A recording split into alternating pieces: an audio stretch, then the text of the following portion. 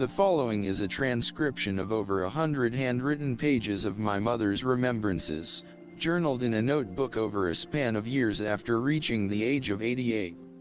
The words and sentence structure for the most part remain as originally written, vividly projecting her personality, the flavor of the landscape, and her view of the times. I was 9 years and 2 months old when the stock market crashed in 1929. There were runs on banks, so they called in all their notes, loans, mortgages, and by 1932, the people were losing their homes, farms, business, and cars. People lost millions. Farm income dropped to nothing, and because of foreclosures and eviction, they had to call out the National Guard in Iowa. Since I went to the Saturday matinees, they would show us the Fox News of people and soup lines, the dust storms in the Midwest, and just how bad it was in the cities. In 1932, Roosevelt became president with his New Deal. For the first time, my father voted Democrat, and voted against Herbert Hoover, his third cousin. We had a big majestic radio, and I stayed up very late with my dad, taking down the election returns. The spring before the crash, Mother's cousin Clarence Hudson came to visit with his bride in a brand new Cord convertible. They were on a 6-month tour of the USA, the Mediterranean, and Paris. He was very wealthy, played the stock market. His mother, my great-aunt Annie, was married to a penny, iron, steel and copper heir. When the stock market crashed, they lost everything. The penny company folded and Aunt Annie's husband committed suicide. Clarence's wife divorced him and he moved to a small house in Pasadena, going to work for Republic Pictures. When my Aunt Annie died at the age of 99, she left over 30 saving accounts, all in different banks. She didn't trust the banks. Wairika, being a small county seat town, didn't feel the real bad effect of the Depression. Few businesses closed, some people lost home, and a lot of people lost their saving when the banks failed. I think the Depression brought the community together. Neighbors helped each other out. They shared with those in need. We had free dances almost every Saturday night, lodges paying for the music. The Townsend Plan held dances every Friday night. Bet you never heard of it before. Prior to Social Security, it was a plan to give every adult over 60 years of age $200 a month, and it had to be spent on food, clothing, furniture, or a car before the next check could be issued. Almost everyone had a garden, a few fruit trees, and canned enough to see them through the winter, and most people just accepted less pay for their work. From the time I was 10 to 17, our home was sort of a rescue mission, us having a 5-bedroom house. One of the upstairs bedrooms was very large and had 3 double beds in it. After my sister Alice married in 1932, there were just 5 people living in the house: my father, mother, cousin Harry, and Aunt Zorn going to high school. Almost every night every extra bed was filled. Sometime with my sister's family, but most often with strangers and even those with children. Any homeless that ended up in Wairika with no money or place to sleep, the cops sometimes called my dad. My father always welcomed them into our home. My mother had one rule, which meant, we had to keep the kitchen stove going no matter how hot it was, for the water pipes were heated in its firebox. Everyone had to have a bath before they could sleep in one of her beds. I never sat down to dinner or breakfast that there wasn't at least 10 to 12 people at the table. My father always made sure our passing through guest had enough gas to get them to Oregon. With all those strangers in our home, I can truly say we never heard a swear word or ever a loss or anything stolen. My dad, being a contractor, was doing okay, busy building the town of Chiloquin, Oregon, and in the early 30s moving buildings, building bridges for new highways in Siskiyou County. In 1931, when they widened and changed the route of Highway 99 from Reading to the Oregon line, he had the contracts for all the bridges and culverts until 1934. While building the bridges down the Shasta Canyon, a chip of cement put out his right eye and it had to be removed. His left eye became infected, and he lost most of his sight, and after that, his eyesight prevented him from undertaking government contracts. He still built houses and several building in or around Wairika. We had money, only maybe, we were what you called property poor. He built a garage for the Dodge dealer, moved 6 houses so as to be across from the hospital, and added another house to the 3 in back of our big house, and moved the old Catholic parsonage to a lot on Butte Street, turning it into an apartment house. I never lacked for food, clothing, or spending money, but still the Depression era was brought home to me every day. My brother Sam, and sister Alice's husband Charlie began building the CCC, Civilian Conservation Corps camps. Brother Pete was still at home working for Dad.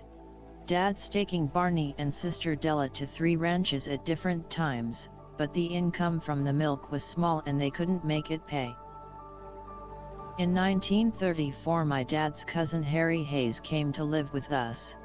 His wife Molly, after a long stay in the hospital, died of cancer. Harry stayed and did the driving as Dad, who no longer drove. That year was bad for us. Besides a chip of cement putting out and the removal of his right eye, and him losing most of his sight in the left, my mother had to have a kidney removed. I graduated from the 8th grade and started high school. Believe it or not, I was very shy my first 2 years of school. I got very good grades, then I started dating. Our ancient history teacher, Miss Gould, was moving. She invited me to visit her in Pasadena. Mother and I went to Aunt Annie's in Southern California, and while I was there Miss Gould took me to the famous Brown Derby where all the movie stars went. I had a big time. The waiter stood right beside us with a napkin over one arm. I felt special, but didn't even know what fork to use. I saw Joan Crawford and Wallace Beery, and later cousin Clarence took me on a tour of a Republic Pictures studio lot. When Ann Zorns came to live with us to go to high school, Mother, having displaced a kneecap, needed help with all the housework, so Dad gave Ann $20 to help out. She ended up giving most of it to her parents so her younger siblings wouldn't go hungry, and also the $12.50 travel allowance money that the schools paid for boarding, because the bus didn't go to houses down the Klamath River. Her brother Alvy would sometimes stay with us, and if my dad found someone or a family who had no place to stay, he would bring them home. When my sister Della had second son Johnny, she only went to the hospital for delivery, then came home to us. More responsibility. Mother was in bed with her knee injury, so Ann and I had to care for a newborn baby plus Della and Mother. The summer I was 14 I went to visit Emily and John Dunham. Emily was on stage with my aunts. She was a concert pianist. Their son Everett was a year older than I. We picked wild gooseberries, but never again. Everett was killed the year he graduated from high school, broke his neck diving in the Klamath River. I was allowed to date at 15 and I dated James Avery and Jack Linville, and Ann went with a guy named Kenneth from Weed, who later was the first casualty in World War II from Siskiyou County. We worked real hard until Mother could get around, and when school started we still stripped the guest beds, doing the dishes before going to school and at noon before returning, but at least there wasn't so many at noon as Dad didn't bring the homers home for lunch. After school, we brought in and folded sheets, helped with supper and again did dishes, and after supper we cleaned the house top to bottom. On Saturday we were able to date or whatever. I didn't like the local boys, for all they wanted to do was make out. My brother Pete got married in 1936 to a nurse, Virginia Ann Lomich, Dad giving him the 6 houses across from the hospital. I was 16. Ann and I started dating the CCC boys. We were jailbait to them, so outside of heavy necking we were safe, they being 2 or 3 years older than us. I started going with a CCC boy named James Lebev. He was Russian and French. His father was the Russian Orthodox minister in San Francisco. He had such perfect manners, Mother finally had to tell him to stay seated when she came into the room. He gave me a mahjong set made of ivory, always brought flowers or candy for Mother. Mother made me give back the mahjong set, she said it was too expensive. Dad would let me use the old 1929 Model A Ford. I drove it to the CCC Grange's dances every Saturday night. The tires were bald and Harry often bailed us out when we had too many flats, but we never missed a Saturday night dance. By the way, I had dancing lessons given by an ex-burlesque queen. I learned to tap, hula and black bottom plus grinds and bumps.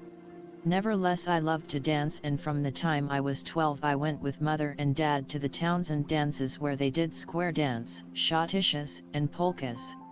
We would go to the Hippodrome and we'd when the big bands stopped there. Friday night we'd go roller skating or to watch the boxing matches between the different CCC camps. The small house in back of the big house was always rented, first to a friend of my brother Sam's, the Knapps. They couldn't pay the rent for 3 months, and when they got a job at Chico they left a piano for back rent, and I got it. I was 14 and my dad let me have piano lessons in exchange for the teacher's rent. Next to move in was Lee and Kay Blizzar. Kay was an Edwards of San Francisco and married a young mining engineer. She had servants to do all for her. So when she came to Wairika she couldn't cook, build a fire, wash, iron, or make a bed, so I taught her and she taught me how to walk like a lady, set a table correctly, table manners, to appreciate classical music and opera. Her husband salted a mine and sold it. They left in a hurry for the Philippines, where they bought a sugar plantation. We carried on our correspondence for several years until she died in 1939. During World War II, the rest of the family were interned in a Jap prison camp. The daughters kept their father alive by bringing him food. They were allowed outside. The youngest of their 2 girls lost her arm during the return of the Americans. After the Blizzars left, Kitty and Jack Gore moved in the little house. They had 2 daughters. Jack worked out of town quite a bit. Kitty was an alcoholic. I did a lot of babysitting for them. Their youngest, Barbara, was almost totally blind from birth. Years later in '41 Jack was killed working on a dredger on the Klamath. Kitty died of alcoholism. Her sister took the girls. In the fall of 1936 I met Rebec, Anton Rebecs. He was so handsome, every young girl's dream man, and I was the lucky one. We went to the 49er Day celebration held in Wairika. The carnival was held on Dad's lot next to the apartment house and they provided all the free ride tickets we wanted. We had a ball. A boy by the name of Tony from San Francisco and I entered the waltz contest. We took second place and won a 5-pound box of candy which we shared with everyone. I remember one of the first times Rebec and I went to the movies. It snowed about 5 inches while we're in the theater. I had open-toe shoes, so Rebec carried me the 6 blocks home.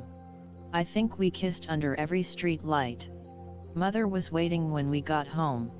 She had received a phone call from Mrs. Harmon, Mrs. Young, and Mrs. Atkinson, all seeing me carried and all wanting to know if I was hurt.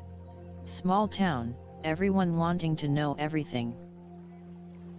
In November, Rebec and I became engaged with the understanding that I would finish high school. We were a couple until September of 1937 when I met his parents, and his mother informed me all Sundays would be spent with his family. They only spoke Polish at home, so goodbye Rebec. I sent his ring back. When I was 80 years old he started calling me about every 3 months and sent me pictures of him and his wife. He said, "You never forget your first love." I agree. I started dating Shorty and Schaff, Bernard Frock, and Al Linville. I graduated from high school in June of 1938, 23rd out of a class of 76. I continued to date Al in May, June, and July. We mostly just drove around but sometimes would go to Della's and Barney, where Barney played the violin and Al his guitar. Barney was great with the violin. I didn't smoke, but I did drink when with Shorty and Schaff. They called me Gin Baby. I could drink them both under the table. On Friday nights, along with Azealia Burns, we would go to the Pastime and Weed to dance. This was a roadhouse just north of Weed on Highway 99, and you had to buy a drink to dance. I often drove them home in Shorty's 1925 Dodge. Once I drove to Della's in Quartz Valley. We stayed overnight sleeping on the floor. One time we went to McLeod to a dance, and when we started back the car couldn't pull the grade, so we put it in reverse and backed over. The only time I got drunk was on my 18th birthday when Pete bought me a bottle of wine. We drank it and then went to the Pastime where I drank gin. I was sick and heaved all the way home. I wanted to go to college, but Dad wouldn't go for it. I think he needed me at home. He was going blind. He even stopped bringing strangers home. I would read the Sacramento Bee to him every night. Alvy Zorns was living with us working at the Palace, and was at our home for the summer rather than stay with the Cloys being engaged to Muggy. In July, Bernard Frock and I went to the Oregon Caves and Gold Beach where we stayed with Dad's cousins. The next day we went to Roseburg and stayed with some of his friends, then to my great-aunt Alice S. in Medford. Great-aunt Alice told our fortunes, telling me I would marry someone from a big city and never go back to Wairika except for short visits. She took me aside and told me Bernard would die in just a few years. He died in 1941, by the way. There was no hokey pokey with Bernard. He was a perfect gentleman the whole trip. My mother and Mildred Frock really hoped that he and I would marry. Every time I wanted to get a real job, my dad would say that I would be taking a job someone else needed to feed a family. I started working by taking care of a little boy and house cleaning. His mother was the county librarian. I don't think she ever did any housework. Her husband didn't work, just hunted and fished. Life was becoming routine, then fate intervened. His name was Bob.